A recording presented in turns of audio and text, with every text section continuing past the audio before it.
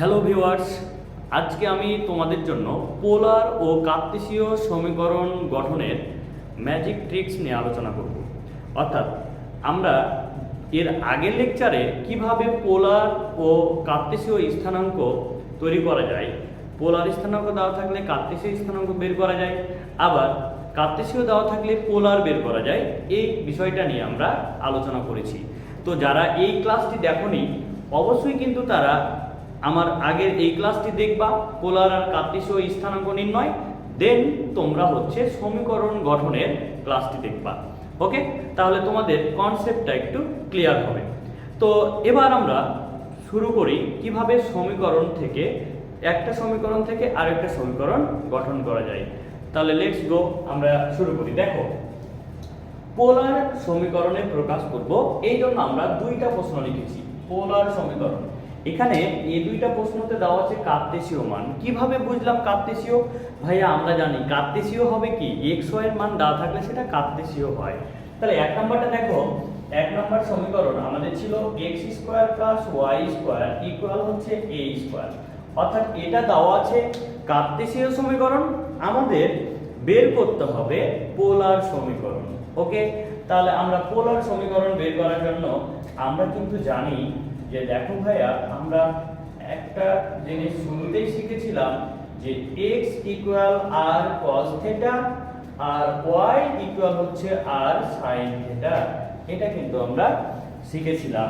এখন এই মানগুলো যদি আমরা এখানে বসাই দিই, তাহলে দেখো যে x স্কয়ার মানে কি, আমরা পাচ্ছি r square cos square theta plus y square মানে কি, r square sin square theta equal হচ্ছে a স্কয়ার। তাহলে একটা জিনিস খেয়াল করো, আমরা এই দুইটা থেকে r স্কয়ারটাকে কমন নিতে পারি, তাহলে কি থাকে দেখো, cos square theta plus sin square theta equal হচ্ছে কত, a স্কয়ার।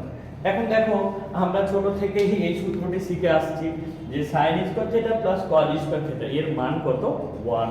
তাহলে দেখো যে r স্কয়ার ইকুয়াল হচ্ছে a স্কয়ার। ওকে, এখন উভয় পক্ষ থেকে যদি আমরা স্কয়ারটাকে উঠাই দিই, তাহলে আমরা কি পাচ্ছি দেখো তো, r ইকুয়াল হচ্ছে a। দেখো এখানে কি কোনো আমাদের xy যুক্ত মান আছে? xy যুক্ত কিন্তু মান নাই, তাহলেই কিন্তু ভাই আমাদের এটা পোলার সমীকরণ তৈরি হয়ে গেছে। কারণ এখানে r আছে, থিটা না থাক অসুবিধা নাই, কিন্তু r তো আছে। তাহলে এটাই হচ্ছে আমাদের পোলার সমীকরণ। পোলার সমীকরণ, ওকে, পোলার সমীকরণ। পোলার সমীকরণ বলতে পোলার বলতে তোমরা আবার ছেলে বুঝো না, যে পোলা আমরা বলি না অনেকে যে পোলা মানে ছেলেদের বলি, কিন্তু আসলে ওটা না, ঠিক আছে? এখানে হচ্ছে পোলার সমীকরণ, পোল অতিভুজ এর সমীকরণ। ওকে, তাহলে আমরা এক নম্বরটা কমপ্লিট করলাম। এবার আমরা দুই নম্বর প্রশ্নতে চলে আসি। দুই নম্বর প্রশ্নটি কি ছিল দেখো, যে আমি প্রশ্ন যেহেতু লিখে দিয়েছি এখানে, যে দুই নম্বর প্রশ্নটি আমাদের ছিল X square plus Y square তার উপর আবার স্কোয়ার ইকুয়াল হচ্ছে 2a স্কোয়ার এক্স ওয়াই। এখন এটা কি দেওয়া আছে বলো তো, এক্স ওয়াই যুক্ত মান আছে, মানে এটা কি কার্তেশীয়। কার্তেশীয় সমীকরণকে আমরা কি করব, পোলার সমীকরণে কনভার্ট করব।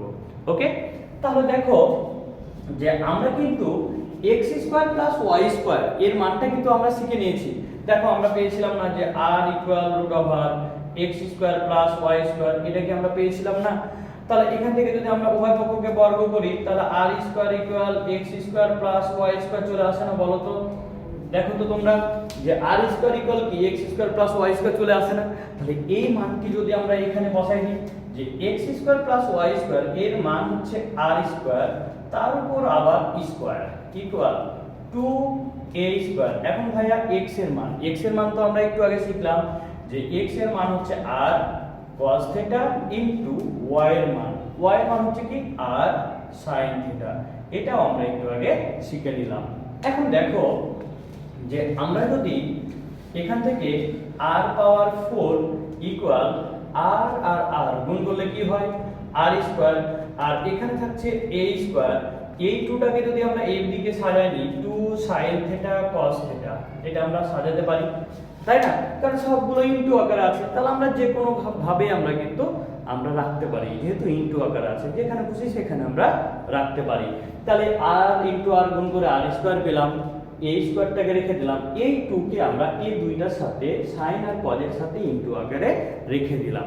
এখন একটা জিনিস খেয়াল করো যে এখানে ছিল r পাওয়ার 4, এদিকে আছে r স্কয়ার। এই r স্কয়ারটাকে যদি আমরা বাম দিকে পার করে দিই তাহলে r পাওয়ার 4 এর সাথে কি হয়, ভাগ হয়ে যায় না? তাহলে এখান থেকে আমরা কি পাচ্ছি, r স্কয়ার পেয়ে যাচ্ছি না? এবার দেখো a স্কয়ার থাকলো, এখন দেখো এটা একটা সূত্র হয়ে গেছে না? আমরা এই সূত্রটি আগে থেকে শিখেছি যে 2 sin θ cos θ। এর সূত্র কি ছিল বলো তো তোমরা? এর সূত্র কি এটা আমরা জানি না যে sin 2 θ। তাহলে এখন দেখো ভাইয়া, এই যে আমরা একটা জিনিস পেলাম, এখানে কি xy যুক্ত কোনো মান আছে? xy যুক্ত কোনো মান তোমরা কি খুঁজে পাচ্ছো? xy যুক্ত মান, xy যুক্ত মান কিন্তু খুঁজে পাওয়া যাচ্ছে না।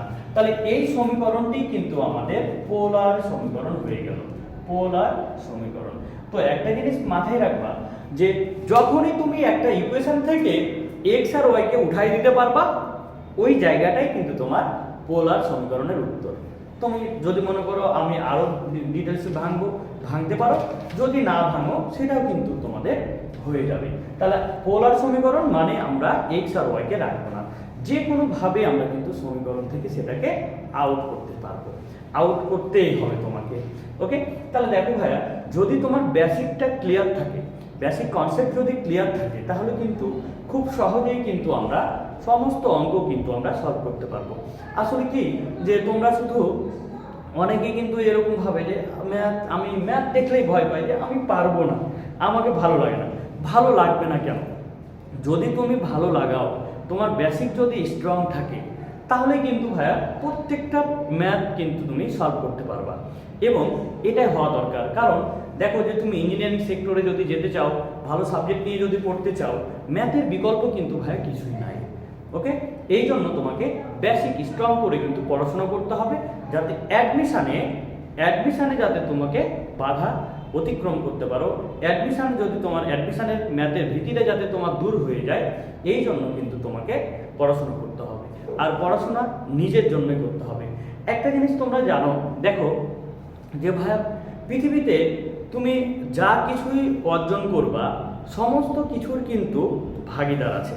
এখন মনে করো ভাইয়া যে তুমি অনেক টাকার, অনেক সম্পদের তুমি মালিক হয়ে গিয়েছো, দেখো যে পরবর্তীতে সেই টাকাগুলো কিন্তু তোমার পরবর্তী প্রজন্ম কিন্তু তারা কিন্তু সেটার ভাগ নিতে পারবে। কিন্তু তুমি যে সার্টিফিকেটটা তৈরি করবা, মনে করো তুমি ইঞ্জিনিয়ার হয়ে গেছো, ওই সার্টিফিকেটটা কিন্তু ভাইয়া কেউ ব্যবহার করতে পারবে না, এটা কিন্তু তোমার জন্য ফিক্সড। কারণ দেখো যে তোমার সার্টিফিকেট নিয়ে এখন তোমার ছেলে যদি জব করতে চায়, তাহলে পারবে? এটা কি সম্ভব? এটা সম্ভব না। তাহলে তুমি পড়াশোনা করবা কার জন্য? নিজের জন্য। পড়াশোনা কার জন্য করবা? নিজের জন্য। আর দেখো যে পড়াশোনা যদি ভালো কিছু করো, ভালো জায়গায় চান্স পাও, তাহলে কি হবে? বাবা মায়ের সম্মান রক্ষা পাবে। এমন কিছু করা যাবে না যাতে তোমার জন্য তোমার বাবা মাকে এভাবে মাথা নিচু করে থাকতে হয়। কারণ দেখো যে তোমার চিন্তা ভাবনা থাকবে এটাই যে তোমার কাজের জন্য তোমার বাবা মা পরিচিতি লাভ করবে। কারণ তুমি যখন ভালো জায়গায় চান্স পাওয়া, তখন কি হবে যে রাস্তাঘাটে, বাজারে, যেখানে তোমার বাবা মার সাথে অন্য কাউরে দেখা হোক না কেন, অন্ততপক্ষে কথা বলবে যে এর ছেলে ভালো জায়গায় পড়ে, ভালো জায়গায় চান্স পেয়েছে। তো বাবা মায়ের মুখের দিকে দেখে অন্ততপক্ষে তোমাদের পড়াশোনাটা করা দরকার। তাহলে এবার দেখো আমরা যে পোলার সমীকরণ আমরা কিভাবে তৈরি করব, এই জিনিসটা আমরা শিখলাম। এবার আমরা কার্টেসীয় সমীকরণ কিভাবে তৈরি করতে হয়, এই জিনিসটা আমরা দেখব। তো নাম্বার 1, তাহলে আমাদের পোলার সমীকরণ তৈরি করা কমপ্লিট। এবার পোলার সমীকরণ দেওয়া থাকবে, আমাদের কার্টেসীয় সমীকরণটা তৈরি করতে হবে। তাহলে 1 নাম্বার দেখো, r square equal a square cos 2θ। এখন দেখো ভাইয়া যে এখান থেকে r আর θ আছে, তাহলে কার্টেসীয় সমীকরণ বের করব মানে কি? সমীকরণে r আর θ থাকা যাবে না, যে কোনো ভাবেই কিন্তু সেটাকে উঠাই দিতে হবে। তাহলে দেখো আমরা r এর পরিবর্তে এটা কি বলতে পারি না যে r square equal x square plus y square? অবশ্যই আমরা এটা বলতে পারি। এখন একটা জিনিস বলো তো, a স্কয়ার আমরা রাখলাম, cos 2θ এর পরিবর্তে আমরা একটা সূত্র জানি না যে cos square θ minus sin square θ, এটাকে আমরা বলতে পারি না? বলতে পারি, cos 2θ এর সূত্র। এখন ভাই এখনো আমাদের ঝামেলা থেকেই গেল। কি ঝামেলা? এই যে সমীকরণ পেলাম, বাম পাশে আর থিটা নাই, কিন্তু ভাইয়া ডান দিকে আবার থিটা আছে। তো আমরা জানি যে যখন আমরা এখান থেকে কার্তেশীয় তৈরি করব, তখন তো আমাদের থিটা যুক্ত মান থাকা যাবে না। তাহলে কি করতে হবে? এই থিটাটাকে আবার আমাদেরকে উঠাতে হবে। তাহলে এখন আমরা কিভাবে উঠাতে পারি? দেখো যে x square plus y square আমরা উভয় পক্ষে r স্কয়ার দিয়ে আমরা গুণ করে দিলাম। তাহলে a square r square cos square theta minus r square sin square theta. দেখো আমরা উভয় পক্ষকে ভাইয়া r স্কয়ার দিয়ে কি করলাম? গুণ করে দিলাম। এ তো সবার সাথেই গুণ হয়ে আছে, আমরা a স্কয়ার দিয়ে এটার সাথে গুণ করলেও হয়, আবার এটার সাথেও আমরা গুণ করতে পারি। এই জন্য এটাকে আমরা কিন্তু বাইরে রেখে দিলাম। ওকে, তো এখন দেখো তো যে আমরা যদি r স্কয়ারের মানটা এখন আবার বসাই, x square plus y square into x square plus y square, এটা আমরা বলতে পারি। এবার একটা জিনিস খেয়াল করো ভাই, এখানে a স্কয়ার থাকলো, r square cos square theta, এর মানে কি আমরা বলতে পারি না যে x square minus r square sin square theta, এর মানে কি আমরা বলতে পারি না যে y স্কয়ার? অবশ্যই আমরা বলতে পারি, কারণ r cos থিটা মানে আমরা কি জানি? x এর মান, আর r sin থিটা মানে আমরা কি জানি? y এর মান। তো এখানে স্কয়ার আছে মানে এগুলো তো কি হবে? স্কয়ার হয়ে যাবে। এখন এটাকে যদি আমরা সাজিয়ে লিখি, দেখো তো x square plus y square তার উপর আবার square equal a square x square minus y square. এই যে দেখো, এই যে আমরা সমীকরণটি পেলাম, এখানে কি বলতো r আর থিটা যুক্ত কোনো মান আছে? এখানে কিন্তু r আর থিটা যুক্ত কোনো মান নাই। তাহলে এখানে r আর থিটা যুক্ত মান নাই, কি মান আছে? x আর y যুক্ত মান। মানে কোন সমীকরণে কনভার্ট হয়েছে বলতো? কার্তেশীয় সমীকরণে কনভার্ট হয়ে গেছে না? তাহলে এটাই কিন্তু আমাদের কার্তেশীয় সমীকরণ। ক্লিয়ার? তাহলে আমাদের কার্তেশীয় সমীকরণের 1 নম্বর প্রবলেম আমরা সলভ করে নিলাম। এবার আমরা চলে আসি 2 নম্বর প্রবলেমের সলভে। তাহলে 2 নম্বর যে প্রবলেমটি ছিল সেটা আমরা সলভ করি। 2 নম্বর প্রশ্ন ছিল, দেখো যে r 1 plus cos theta equal হচ্ছে 2, এটা আমাদের দেওয়া ছিল। তাহলে এটা ছিল কার্তেশীয় সমীকরণ বের করতে হবে, পোলার দেওয়া আছে। তাহলে পোলার দেওয়া আছে r আর থিটা, আবার একই কথা উঠাই দিতে হবে। তাহলে এখান থেকে আমরা কি বলতে পারি না যে r যদি গুণ করে দিই r plus r cos theta equal হচ্ছে 2, বলতে পারি আমরা। এখন বলো যে আমরা r plus r cos theta মানে কি হচ্ছে? x ইকুয়াল হচ্ছে কত? 2। এবার r এর পরিবর্তে আমরা বলতে পারি root over x square plus y square equal 2 minus x, plus x কে ডান দিকে বাদ করলে কি হয় বলো তো ভাইয়া? মাইনাস হয়ে যায় না? এবার আমাদের টার্গেট হচ্ছে যে কার্তেশীয় সমীকরণে লেখা। দেখো ভাই, এখানে কিন্তু কার্তেশীয় সমীকরণ অলরেডি কনভার্ট হয়ে গেছে, কারণ দেখো তো এখানে কি r আর থিটা যুক্ত কোনো মান আছে? মান নাই। তাহলে এটাই আমাদের কার্তেশীয় সমীকরণ। এখন তুমি যদি মনে করো যে ভাইয়া এটাকে আমরা আরো একটু ভাঙি, কারণ এই যে রুট আছে, রুটটাকে দেখতে আমাদের ভালো লাগছে না, তাহলে তুমি আরেকটু এটাকে ভেঙে নিতে পারো। উভয় পক্ষকে যদি এখন তুমি বর্গ করো, তাহলে x square plus y square হয়ে যায়। আর এটাকে যদি বর্গ করো তাহলে a মাইনাস b তার উপর হোল স্কয়ার, তাহলে a square minus 2ab plus হচ্ছে b স্কয়ার, এটা আমরা পেলাম। এখন দেখো ভাইয়া, a পাশে x স্কয়ার, a পাশে x স্কয়ার কেটে গেল, কারণ এটাকে যদি বাম পাশে নিয়ে আসো ছিল প্লাস, হয়ে যাবে কি মাইনাস, তাহলে কেটে গেল। তাহলে এখানে আমাদের কি থাকছে দেখো, y square equal 4 minus 4x, এটা থেকে যদি আমরা 4টা কমন নিয়ে নিই তাহলে কত থাকবে বলো তো? 1 মাইনাস x। এটাই কিন্তু আমাদের কার্তেশীয় সমীকরণ। ক্লিয়ার? তাহলে আশা করি তোমরা পোলার থেকে কার্তেশীয় সমীকরণ এবং কার্তেশীয় থেকে পোলার সমীকরণ কিভাবে বের করতে হয় এই কনসেপ্টটা তোমাদের ক্লিয়ার হয়েছে। তো পরবর্তী ক্লাস ইনশাল্লাহ আমরা পরবর্তী টপিক নিয়ে আলোচনা করব। আমাদের আজকের কার্তেশীয় সমীকরণ ও পোলার সমীকরণ গঠনের ক্লাস এ পর্যন্তই। প্রত্যেকে ভালো থাকো, সুস্থ থাকো, আল্লাহ হাফেজ।